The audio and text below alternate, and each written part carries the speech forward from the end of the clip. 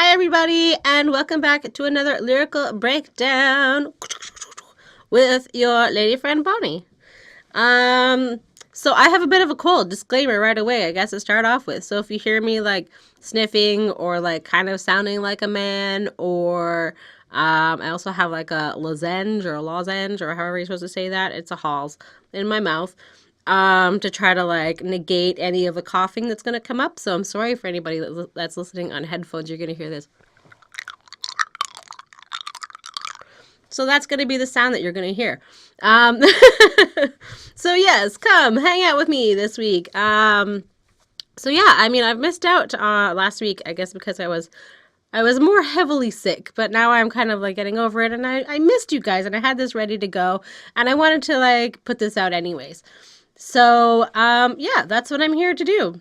So, this week I'm breaking down, kind of like a semi-old song. It's from May 29th, 2005, off of the album, The Becoming album. And the song is, as you can see in the title below, Feel It in the Air by Beanie Sigel or Sigel. I don't know. I've never seen it spelled like that before, but apparently it's Siegel, I would imagine. Yeah. So I kind of came across him like a while ago while I was kind of like looking through other songs that were interesting, for other lyrical breakdowns. And I saved him because I was like, oh, I'm like, this is a good song. There's something about him that like, makes me want to like listen to him and see what's going on. So, yeah, he's an interesting guy. He's definitely had his fair share of run-ins in jail and with like the law, and it just the usual kinds of things you would imagine: murder, weapons, drugs, like those kinds of like unfortunate things. And he's from South Philadelphia, which is probably like one of the few guys that I think that I've ever covered from there. So, yeah, I'm interested to like see like, how like more like rappers from there feel. So if you're from Philly, definitely shout out down below. And let me know who your favorite local rapper is. I'd love to like find out a little bit more about Philadelphia rappers or any other rappers that aren't from like the main hubs, I guess. Anywhere in the world. I'm interested to find out what your favorite rapper is and where they're from. So let's get into it. For those of you who don't know, I'm not an expert. This is just my opinion and my interpretation of the songs. I'm just trying to like break them down and let you guys know how I interpreted them and like kind of how, based off of some facts that I sometimes look up and sometimes don't. I will let you know what I discovered. And we're not playing the full song because of copyright issues. So let's give a little bit of a listen to it right now.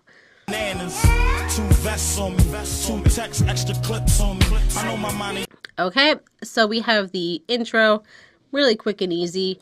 My spider senses is tingling, feel something, got my radars up. So he's obviously sensing something, and I think that like my spider senses, like maybe he's kind of thinking that he's like superhero or something like that. And he obviously knows that something is up. He's not really sure what it is, but there's some sort of like mischievous in the air or something. So let's get into verse 1. So something going on. I feel funny. Can't tell me nothing different. My nose twitching. Intuition setting in like Stevie vision. I still close my eyes. I still see visions. Still hear that voice in the back of my mind. So what I do, I take heed. I still listen. I still paint that perfect picture. I still shine bright like a prism. My words is skipping through air. So he's kind of getting a weird feeling. Kind of like when a person who has like a broken bone or something, like they can usually tell when it's like about to rain, like that kind of thing. So I think that's kind of the same. He has like his intuition, like he knows there's something that's up. Even though he may not see what's going on, kind of like Stevie Wonder, which is who he's referring to here. His intuition is strong. And he has a clear image of something in his mind, and he's kind of like imagining all of the words he's seeing or saying, I guess, like floating through the air. I guess he's just trying to see everything, and he's just like trying to like reflect on everything as well. I think that's like what the prism is with because it reflects the sunlight, and that's why it makes that rainbow. If you've ever seen a prism, I assume most people have, or at least knows what it looks like. So let's keep going. So I know you can't, don't, won't get it. You blanks chose to ride that ship, sunk with it. I'm still afloat. I ain't been captain of the yacht. Sorry, I ain't the captain of the yacht, but I'm on the boat. I ain't acting what I'm not, knowing that I don't. You blanks acting like you will, but I know you won't. I read between the lines of your eyes to your brows. Your handshake ain't matching your smile. Aha, you blanks foul. So obviously he has some differences or some enemies, I guess. And I think he's obviously talking about like someone in particular, because he's talking about like a particular situation and specific instances that he's giving like details about. So, and I think he's also talking about like you guys. So I think he's also talking about a group. I think there may be one person he's maybe specifically upset with out of the entire group, but it could be the whole group in full. And apparently it is the group that like apparently a ship is slang for. I don't really know why that was. If you guys know why, let me know. Maybe like a Rough Rider boat. I don't know. So he used to be part of the Rough Rider label, and then he kind of felt like some people betrayed him, or he didn't feel like he trusted them anymore. And I think that like that's kind of who he's talking about at this point. And then he later went on to join Rockefeller labels under Jay-Z. So yeah, just, you know, extra information for you. So yeah, I guess with like he wasn't really, or that, you know, Rough Riders label probably wasn't doing well at that time, or he just wasn't happy with them, and you know, he's still going and he's still gonna like make it, and he knows, you know, so he kind of knows that these guys will say one thing and then act differently from maybe what they're saying, or what they tell you to your face. And then kind of like the behaviors that he kind of hears about, or the things that, you know, he's heard said about something or someone. So I think that there was definitely some like backstabbing, at the very least from his side of things. So that was verse 1. So then we have the hook, which is performed by the lovely Melissa Jimenez. I hope I'm saying that somewhat correctly. I'm not Spanish. Jimenez. I wouldn't know how else to say that. That's how I would just say it. So it is, I can feel it in the air. I can feel it in the air. I can feel it in the air. I can hear it in your voice. I can feel it in the air. So it's quite soothing and yet sad at the same time. It's slow. And like the overall beat of the entire song is quite like sentimentally kind of sounding or slow. And there's like a horn involved, and it's nice. It's a nice beat, and it's appropriate, I feel like, for his subject, and that he's kind of like, he knows something's up. He's kind of talking about like a lot of bad things that have happened, but he's kind of in like a more an accepting space, I think, in his mind. But at the same time, it still feels kind of blue, I guess. So yeah, that's it. So let's go on to verse 2. I sit alone in my four-cornered room, staring at hammers, ready to go bananas. 2 vests on me, 2 techs, extra clips on me. I know my mind ain't playing tricks on me. I ain't skits, homie. Ain't nobody drop a nick on me. It's like they trying to plot a set on me. I hear this voice in the back of my mind, like, Mac, tighten up your circle before they hurt you. So apparently this is like in reference to the Ghetto Boys song, Mind is Playing Tricks on Me. Just like, I don't really know that song. I imagine at some point I will. So I will leave it for then. So it sounds like he's kind of talking about a jail cell in this particular instance. He's talking about the 4-corner room that he's staring at. So I think that, you know, at this point in time, he has already, I think, been to jail. And then, you know, later on, because it's 2005, he has since been to jail a couple of times, unfortunately. And the hammers, I think, are maybe the tools that he maybe has to work with, or maybe he has like a hammer, or, you know, where he's hoping to maybe like escape or like dig his way out or something, or smash his way out. Or it could just be like, you know, like maybe like it's something that the the guards keep on them or something like that. So, I mean, I guess it could be like a couple of different things. And I think that he's also excited, or he's willing to riot at any point when you're in jail. And I think that that's not uncommon.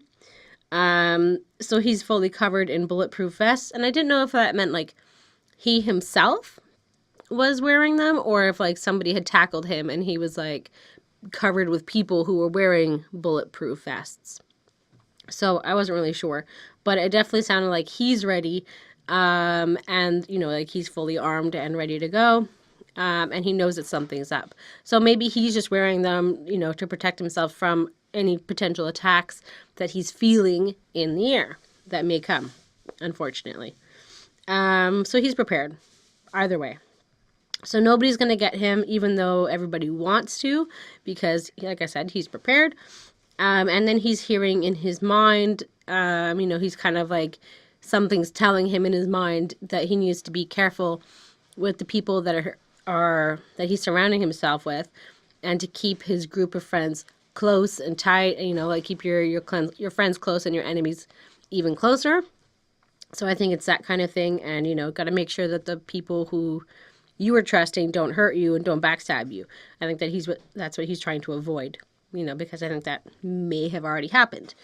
Read the body language: 85% communication nonverbal, 85% swear they know you, 10% they know your story. Man, the other 5, time will show you. Just know you. Then they strings, you the puppet master. Fuck them other bastards, man. Watch who you puffin' after. Play your cards go against all odds. Shoot for the moon. If you miss, you still amongst those stars. So he's basically saying, pay close attention to the things people aren't saying to you, and that you can read from like their body and from their body language. And, you know, there's a lot of things that people unknowingly will expose to you just in their body language, or, you know, subconsciously they won't know that they've kind of like led something on or let it slip or something. So he's saying, like, pay attention to every little thing. A lot of people will claim that they know you, and you'll know some of them. And then there's like a few people who are left that you can kind of control a little bit. I think that's what he's talking about when he's talking about like puppet strings. Like, you are the master of all the people that are around you. And you all, I mean, it's not that like he's not even working like with a team. Like, he's just kind of like running everything. And I think he's also he's talking about in reference to the 5%ers, which are like pretty common-ish in like the rap community. And I think that Jay-Z, like I mentioned, is also one of the 5%ers. You know, obviously, and Beanie is like his protege, or was his protege. So I think that may also be in reference to that, with like the 85, 10, and 5. There's something about that. So then he's just kind of like, fuck everybody else and watch out for them, because they're going to screw you over, and then, you know, you're going to screw them over. It's just like how things work. And he's just kind of talking about making smart moves and daring moves. And at the end, shoot for the stars, because if you miss, you'll still end in, you know, shoot for the moon, because if you miss, you'll still end up amongst the stars.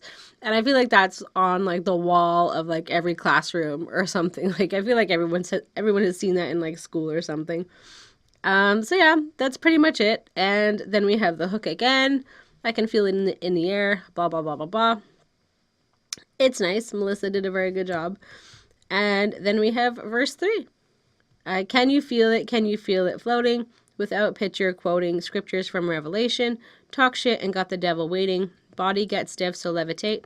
Why do I speak blasphemy? Knowing one day that he'll ask for me, ask for my sins. No one will feel his wrath for me.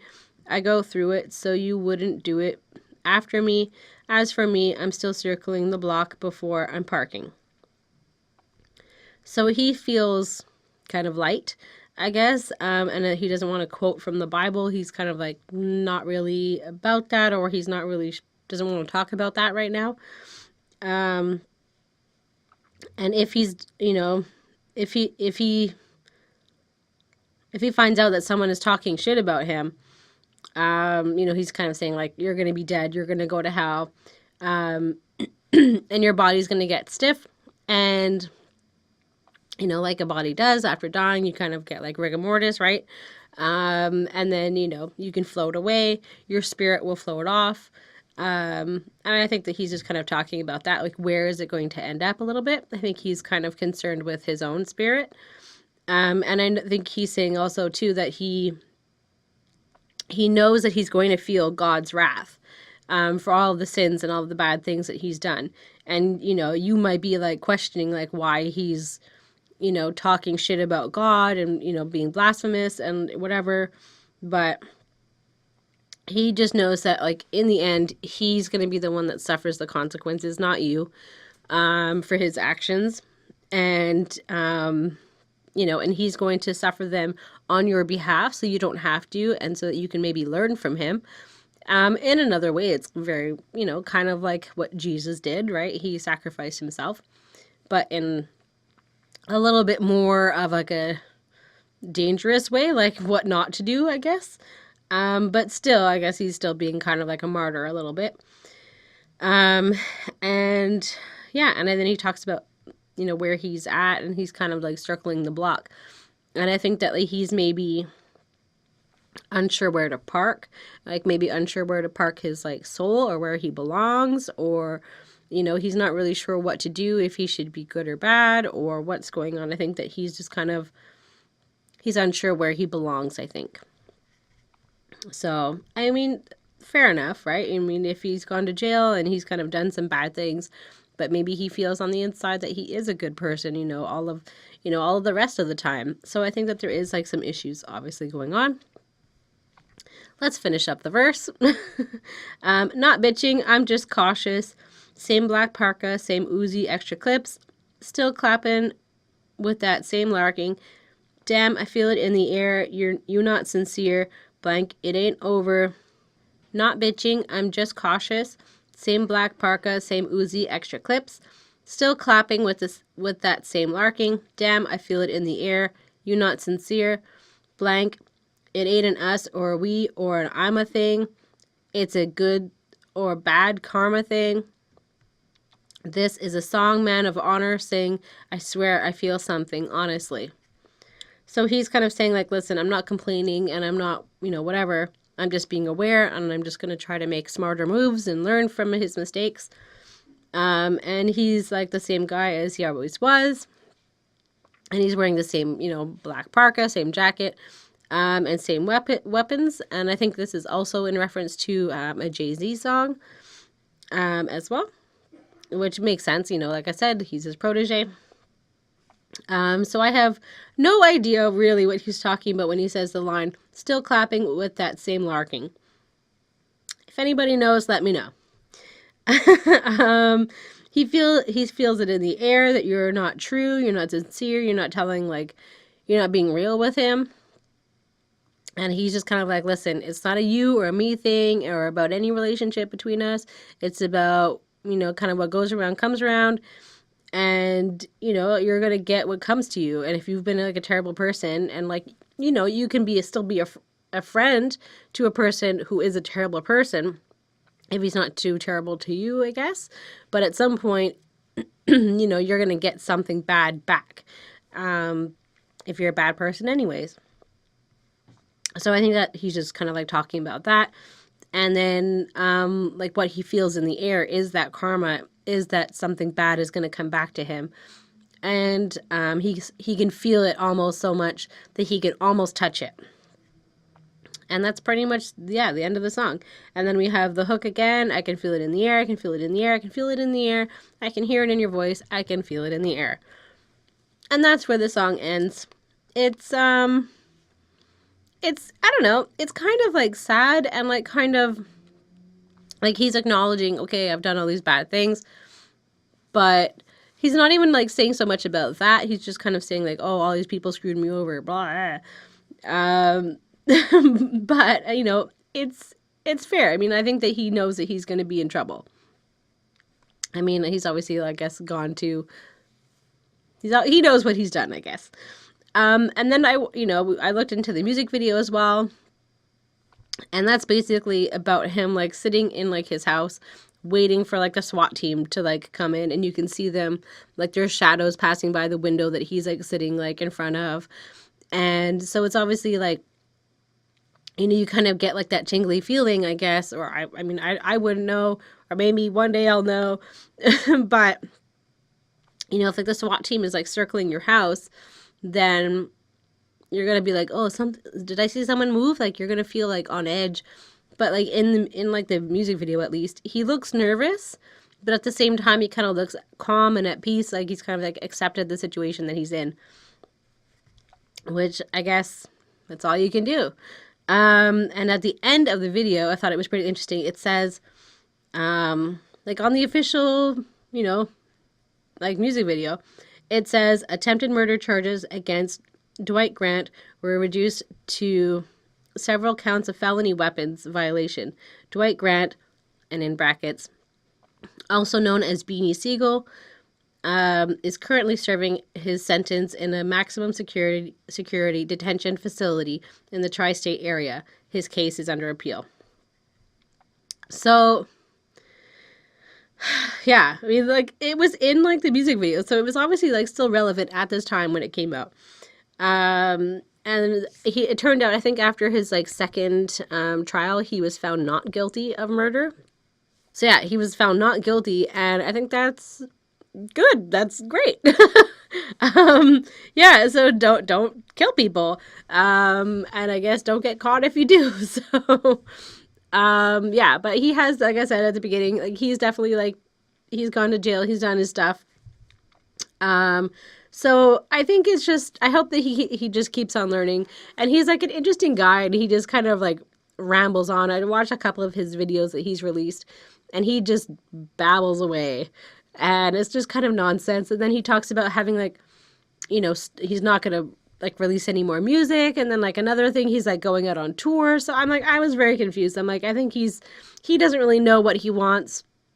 And I think that's fair. You know, we're all just trying to figure it out. So I think he has just a lot of issues with people. I hope he doesn't have any issues with me. But anyways, so that's pretty much it. If you guys want to see any other songs being broken down, definitely leave you know, all the songs, the titles, all that information down below, and at some point or another I will hopefully get to your request. That'd be great, right? And if you really want to get your request done a little bit sooner than later, you can definitely join our patrons, and you can find all the information down below as well.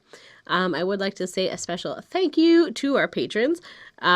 Super Old School 1994, Lindell Williams, Chris Prado, and Ismail Gadamsi. So thank you guys so much for supporting us. If you would like to support us but you're broke, you can just click the like button and the subscribe button, and we appreciate that just as much. So thanks guys, and I look forward to seeing you next week. Oh, don't forget to check me out on Twitter. I'm on the Twitter. Sometimes I say stupid things, and sometimes I just don't. But so you can find out and watch along. So thank you guys, and I will see you guys next week. Bye!